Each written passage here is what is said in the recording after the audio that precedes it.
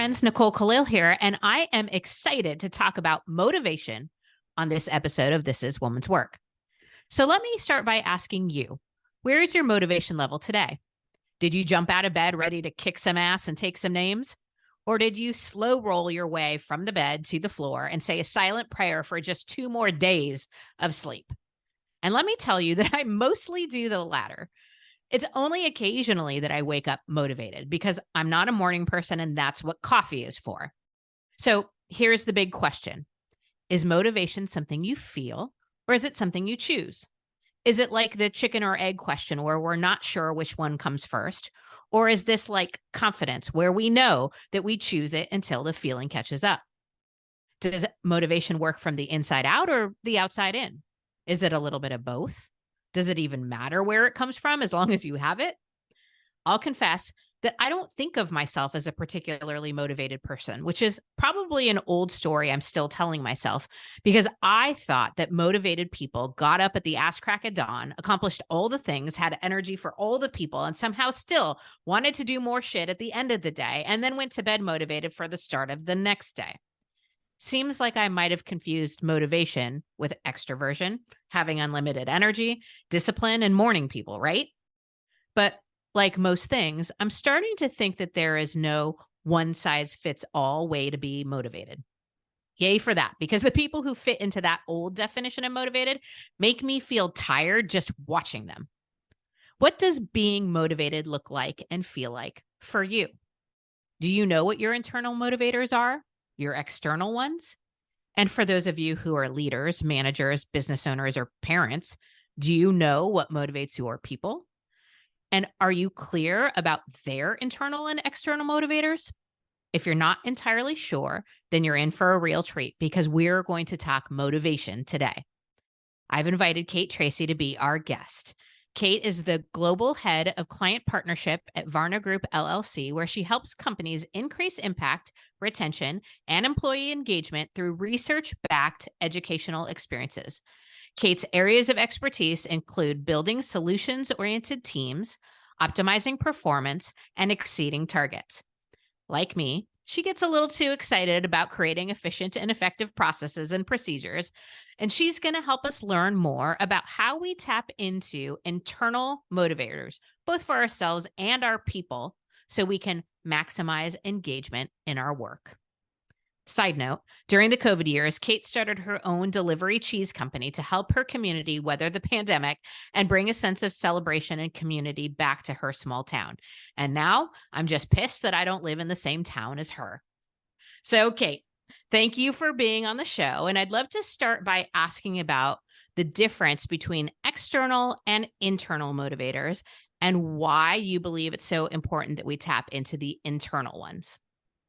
Well, thank you, Nicole. I am so excited to be here. And that's really where the money is, right? Internal versus external. And as you mentioned, research is such a big part of what I do. So whenever I'm educating any client, I'm thinking about what is the data behind it. And when we think about internal versus external motivators, we think about the study done by Edward and Deci. And this was done in 85. And if you're like me, you immediately are like, oh, it was only 20 years ago because I'm stuck in early 2000s. I just can't age past that. But, now it's, 40 years ago. But what was interesting about the study is it really toppled everything we thought about motivation on its head. Prior to that, it was pay bonuses and trips and all of these things we threw at people, the lollipop, the bribery to get them to do their job or get our kids to do what we needed to do. And what they found was that didn't work. That actually was not a motivating factor. It might be temporarily one, those external motivators, and when we think about it in a personal sense, maybe it's I want to, I just run an extra mile or get up a little earlier, whatever it might be, that's going to make the difference and whatever that thing is I'm reaching for. But what they really found was it was internally, what was their why? Why were they doing what they were doing? Did they have a purpose behind what they were doing? And those who had a purpose behind why they were doing the thing they were doing or felt connected to it we're more likely to outperform. And there were, I'm talking about purpose right now, but there's really three pieces to that internal puzzle. And that's having the autonomy to do it, whatever the it is, and also the skills and the mastery to actually do it well and build that confidence around really knowing and trusting in themselves they could do it in connection to that broader purpose and that broader why. Okay, so there's a lot of good things there that we definitely need to circle back on. But the one thing I want to say is I have experienced in a lot of organizations that I've worked with this, you win this trip or when you win this contest, and it's really interesting. I do think that motivates people, but it's typically in the short term. So, for example, if there's a contest you win, it's a year-long contest. Nobody thinks about it, does anything about it, doesn't change behavior for somewhere between 9 to 11 months. And it's like in the last 1 to 3 months where somebody actually does something about it. So my first question is there any difference in either sustainability or consistency between external versus internal motivators? Are you seeing that one works better in the long term versus the short term or anything like that? Absolutely. And you hit the nail on the head that with external motivators, the short term is really, really powerful, right? You're sprinting towards that, that goal line, whatever's going to be at the end that you really want. But the thing that you find actually with the results of that sprint are you're not looking to be innovative. You're not looking to be creative. You're looking to cheat your way as fast as you can to get to that endpoint. And if you're an employer or a manager of a really, results-oriented company, which most are, it's really hard to see people cheat themselves out of a better solution. And oftentimes that result that they're achieving isn't the best result they could achieve. It is the bare minimum to reach that goal.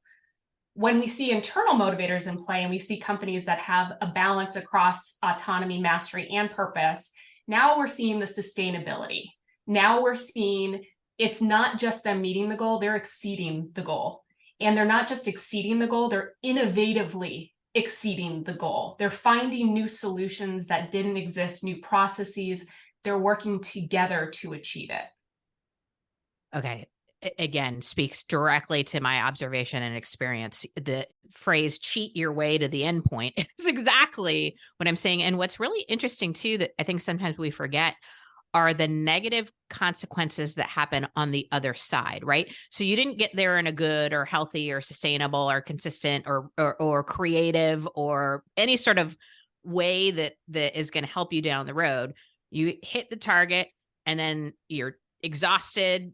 The cheats sort of catch up with you and you end up going backwards as you move into the next year or the next goal or the next whatever. And it's picking up those pieces can be really, I think, detrimental to our confidence, to our motivation, and all of that. So thank you for saying that. I'm going to switch us to purpose, autonomy, and mastery. And I want to dive into those a little bit deeper and define them a little bit because a lot of those words are words that we throw around a lot. And I want to just kind of get to what does that mean? So purpose. Now, I often talk about chasing your purpose, having a purpose on the show. And I want to be very clear that I think purpose can be big, like your life's work or world changing. I also think purpose can be small, like one thing, one impact, one person. I also think it can evolve. So when we say purpose as it relates to motivation, what are we talking about? I'm so glad that we're starting with purpose because it really is the enigma of the three of these. It is complicated or can be very complicated. People spend their whole careers trying to figure out what their purpose is or their why or what it is they're meant to do on this planet. And it's a load of BS in the sense that purpose is changeable. Purpose is ever evolving. And that's why it's so important, especially managers, to have a pulse on where your employees are with their purpose. And there are some baseline things that we talk about, including, do these people understand how their job connects to the goals you're trying to achieve? I hope so. But having worked with hundreds of Fortune 500 and 1,000 companies, I know that is not always true.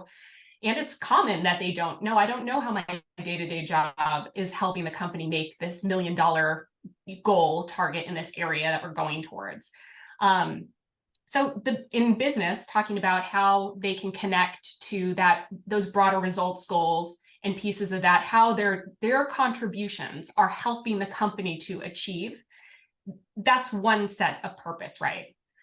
Why someone gets out of the bed in the morning and comes to a job, now that's a very different one. And managers need to understand both. Are they getting up because they love talking to people? Are they getting up because they feel connected to what the company is doing? And we know with, the two generations that are coming up right now, they are much more connected to each other and a broader purpose that's impactful than past generations have been. So while boomers were okay with the paycheck, these next generations aren't. And it's becoming more and more critical that companies address finding that purpose and making sure people see themselves in their company, and managers being able to see their people in the roles that they're putting them in, and also in the activities they're doing, and making sure those are bringing out the purpose in those people. So well said. And I'm so glad that you talked about the purpose within the work that we do, but also the purpose for the individual of why they get up in the morning and show up to do the work that they do. I do know and see that is shifting and evolving. And I'll say that I still think that there are people whose purpose for work is I go to work because it allows me to do this thing outside of work or support these people outside of work. And that's my purpose. But regardless of what, you hit the nail on the head. I think about it's so imperative that the leaders in an organization make that connection of what the purpose is when they're at work, but also what their employee or team members' purpose is in life currently. So lots of good things there. Let's talk about autonomy. Autonomy is my favorite of these. Me too. Who doesn't love to just trust in themselves to do something well, right? Autonomy is really when you take the training wheels off and you say, okay, you have the ability to go and do this yourself. And I always think about the analogy, and anyone who knows me listening to this, I love a bad analogy. I'm full of them, but I'll try to make a good one for all of you listening. But I think of a playground, and specifically the sandbox. When your kid is in the sandbox, there are a couple rules of the road they need to be safe, right? Don't throw sand in your eyes. Don't jump off something high. But other than that, kids are kind of left to do whatever they come up with, whatever innovation they want to make with that sand or that playscape. And the same is true as we get older. We want the freedom to make decisions. We need to know where the guidelines are. And I call those clear expectations, which it's another loaded topic for another day.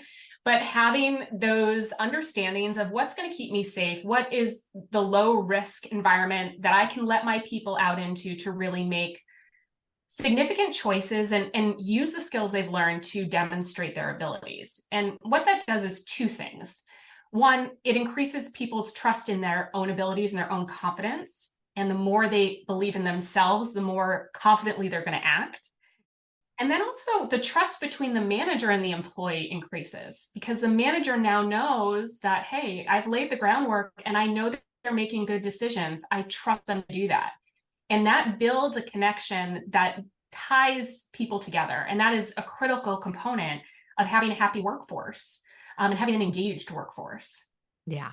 I always think of autonomy as something your confidence earns you or creates for you. And I think that's why I love it so much. They feel very closely connected. And yes, I love the playground and sandbox analogy. And my rule is don't eat it. Yeah, good one too. Okay. Let's talk about mastery. And I want to be upfront about this one. This one always makes me a little nervous because I see a lot of women exchange the word mastery with perfection.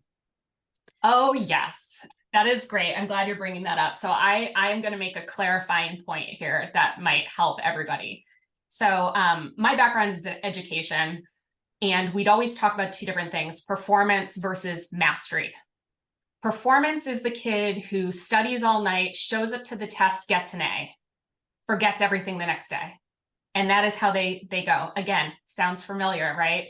It's the cheat to the end. They're getting that external reward, and then everything leaves their brain the next day. Mastery is a slow burn. Mastery is seeing progress against skill sets that are increasing your ability to be more autonomous.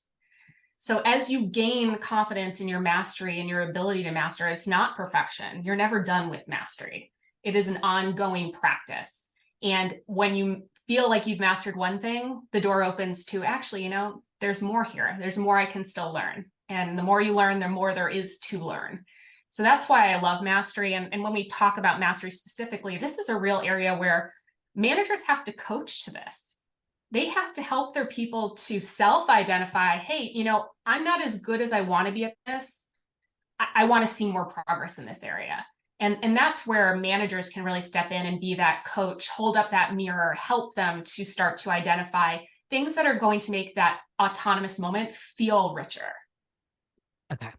So what I'm hearing with mastery, or what speaks to me, is this idea that we get to focus on the progress that we're making in the skills that matter, and to be careful to not use that as an opportunity to focus on where you're not at yet, or what's missing, or where, again, I worked with a lot of women where it's like we set the bar so high and we focus on the gap between where we are versus that bar that we've set, as opposed to focusing on the growth and the progress and all the things that have happened over time. And I so appreciate you saying it's a slow burn. That's completely true with my experience. All right. So we have been focused specifically with work. So I want to ask about the consequences of having people who are not motivated when you're thinking about a team or a work environment. What happens if you're not paying attention to people's motivation and they don't have any? Great question. And Gallup has been studying this for a long time. They look at the engagement factors of the workforce. And the funniest thing about the data that they've uncovered is that it has never changed. There is always 1/3 of the workforce that is engaged. That is it. And then when you think about managers, and this is also what Gallup found, was that 70% of people's engagement depends on their manager. And we're not putting those two things together. And the result ends up being is that with that 2/3 that aren't engaged, you're not meeting your goals, or you're meeting them in the short burn, right? You're throwing money at your people, you're hoping that they perform, but they're not going to exceed their goals. They're not going to stay with your company. They are not going to innovate your company. You have now drones that are executing on the bare minimum of their responsibilities, if at all. And, especially in this age, I have a lot of thoughts about silent quitting, but I won't go there. But I do think that there is something to be said about people feeling disengaged or unengaged with their work that they're doing. And I do very much believe, whether it's in the home, if you're a parent, this is a big one, getting your kids to do the things you need them to do, or if you're in the workforce, getting your people to do what they need to do. But it's not just doing it, it's doing it in a way that they feel a part of the solution that they're going towards, and making sure that it is a joint effort. It is a connected effort. Managers aren't dictating anymore. That is not a thing that works. We see it across all the data. You can't do it. You can. You won't keep people very long, but it's absolutely detrimental if a company is not looking at engagement. That is the number one thing. So let's talk about what are the most important things as we start to think about how to increase motivation or discover what people's motivations are. Like, what advice do you have for us in the workforce as it relates to motivation?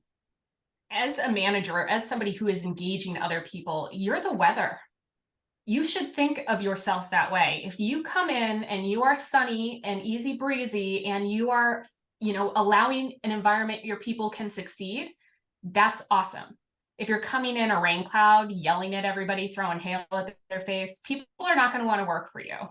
And just keeping that in mind that once you unleash the weather, you can't take it back right away. People remember because they're soaked from the storm you had earlier. It takes a while to rebuild that trust again. So when you're thinking about your own management style, take a moment to really think about, how am I providing my people with a space that is safe for them to learn, a place that is safe for them to make mistakes, and also a place for them to feel connected to. And those are really big things. And if you're able to kind of capture those in your thinking, you can start to understand some of what I call the landmines that people might fall into. Are you a micromanager? Oh gosh, nobody wants one of those. Nobody wants somebody over their shoulder all day looking at everything they're doing. Are you somebody who gives a lot of autonomy but no direction? You're setting your people out there to fail. Are they not producing the results? And I think that almost every manager has some amount of each of the three of these things happening at varying levels. The goal is to have them all happening all the time. Again, back to the weather, it's always there, but what is the climate it's creating is another thing.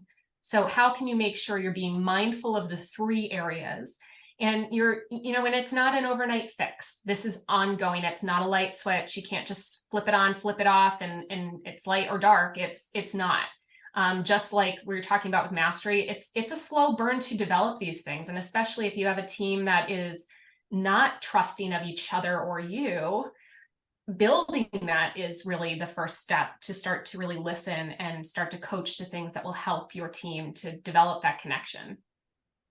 So this is the first time I've heard this weather analogy as a leader, and I'm loving it because, well, first, nobody expects the weather to be the exact same all year long. There are seasons, and being mindful of that, I think, is really important. Having said that, when the weather changes on a dime or it's wildly unexpected, that's usually what throws us off the most. Like, I get migraines when the weather goes from really cold to really hot, or vice versa.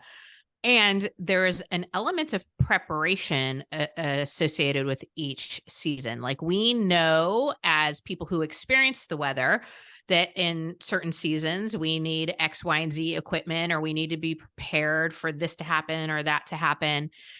I'm really loving this analogy for leadership is, you need to let people know how to be prepared. You need to communicate what season you might be in. You want to help people figure out how to either enjoy or survive this particular weather pattern, and helping people know what to expect ahead of time can be really helpful. I could go on for this for days, but it's running through my brain. I'm really, really loving this. Okay.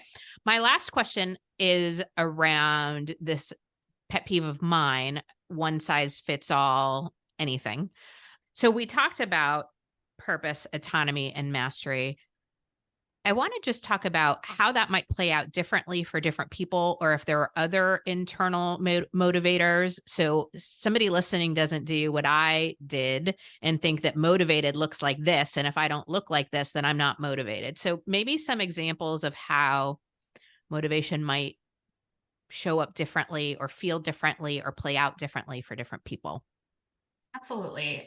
When I think of motivation, I actually think of risk mitigation, and that's a really strange connection path, but go with me on this journey.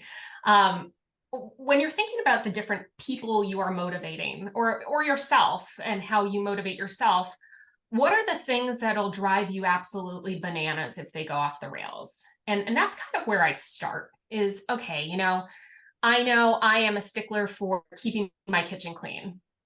That is just a thing that I have, but at the same time, I would love for anybody in my family to like make something nice for me. I don't know, cook me a meal or bring me coffee. And this morning, my son, who's 6, so talk about a lot of autonomy happening there, he decided he's going to make me an iced coffee. So, but the things that were amazing to me that I saw out of that was him carefully wrapping the cup in a paper towel, making sure it didn't spill, wiping off the containers before he put them back, and, adding half a container of sprinkles in there just because he's also 6. But, when you're thinking about motivation and you're thinking about It is not one size fits all. And that's the importance of that purpose and connection piece. Maybe you have an employee who they are very connected to, like my son, like the celebration component of whatever it is, there has to be something fun. How can you create a culture of recognition to make that individual feel like not only are they able to celebrate others, they're able to celebrate themselves? Because that to them, that's a purpose point for them. While as someone else maybe doesn't want to be in the spotlight, it's more important to them that they're achieving the mastery and seeing that progress in their own performance. So how can you create for two very different skill sets or two different personality types an environment that's going to foster both of them? And that's where the management of motivation really comes in, of recognizing everybody's different. There is not a one size fits all approach. And my partner and I talk about this all the time because he's very much, I call him the science and I'm the art of the science. And really getting to the points of, what's going to make this experience meaningful for this individual, because it may be the same for somebody else, but probably it's not going to be. So as a manager, you have to do the work to really dive in and start to listen and ask questions to uncover what are those things that I can help them get towards that they're working on that may or may not have to do with the role that they're working in right now. I'm so glad you talked about, thinking about the different individuals and what would resonate with them. I have found for a lot of organizations, they try to tie things that are meant to be motivating with extroverts in mind. And as an introvert, I'm like, oh my God, you are doing you're demotivating me. If you invite me to another fucking happy hour no. with people I don't know, I will run. And it's actually still a challenging part of my work today. Because I'm often invited to more especially when I do speaking engagements, I'm invited to a dinner or something before or after. And I love the intention, but that is the worst environment for me because it's people I don't know. I'm horrible at small talk. I feel socially awkward. I, want to be in bed or in my room prepping for and it's just so hard. So thank you for saying that on behalf of me and maybe some other people listening, whether it's introversion, extroversion, or some other difference between you and, your other team members. I think it might be important for all of us to be more upfront about what does motivate us or what doesn't with the people who should care, our leaders, and also as leaders to, ask those questions and be in that discovery process. Kate, thank you. This was an awesome conversation.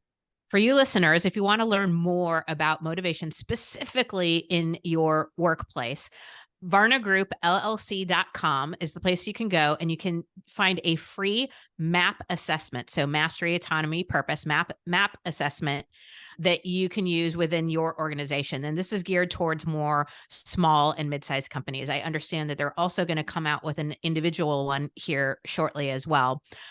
Kate, anything to add about that? Yes, if you are a business leader and you are struggling with getting your people engaged, the MAP assessment is a great first place to start. We are a data-loving research company, so because of that, we do provide this for free. We want companies to know where they are today, and then we want to help you get to where you want to be tomorrow. That really is the driver.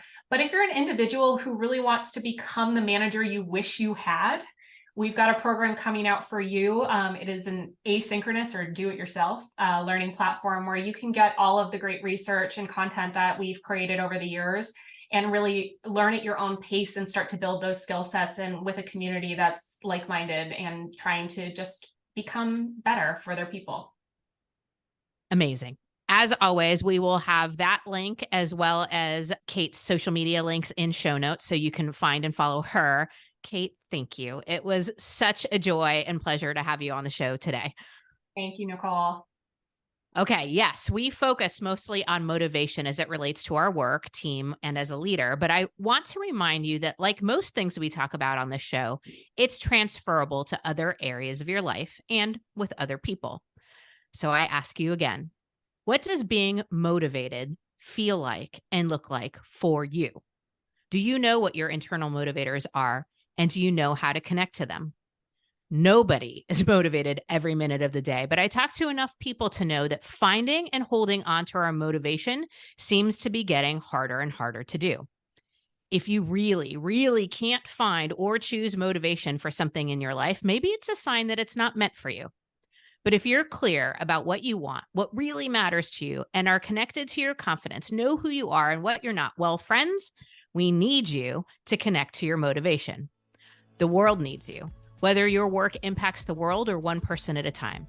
We need you to set aside all the stuff and all the things and the distractions and get motivated about what really matters. Because we can never underestimate a group of determined, motivated women who are determined to rise. And that's how everything changes. Let's be motivated together to get out there and show them the value of woman's work.